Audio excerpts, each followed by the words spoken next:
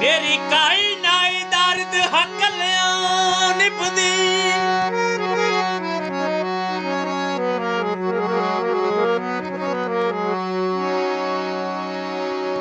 ਮੇਰੀ ਕਾਈ ਨਾਈ ਦਰਦ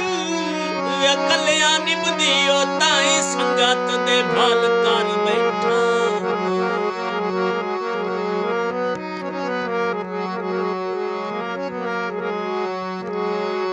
ਅੱਜ ਕਿਉਂ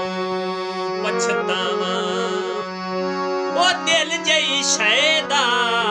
ਮੈਂ ਜਦੋਂ ਸੌਦਾ ਗੱਲ ਕਰ ਬੈਠਾ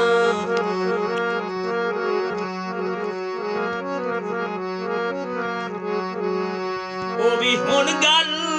ਸੁਣਦਾ ਈ ਮਰਜ਼ੀ ਦੀ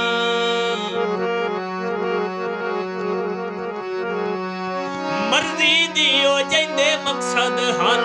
ਕਰ ਬੈਠਾ ਇਹ ਪਿੱਛਾ ਹਟਾਂ ਤਾਂ ਦਰਦ ਜ਼ਮੀਰ ਪੁਣੀਂਦਾ ਏ ਉਹ ਮੈਨੂੰ ਤੋੜ ਦੀ ਗੱਲ ਕਰ ਬੈਠਾ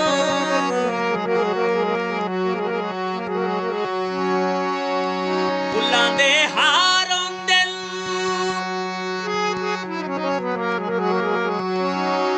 ਤੇ ਹੁਕਮ ਤੇ ਕੁਛ ਵੰਜੀਏ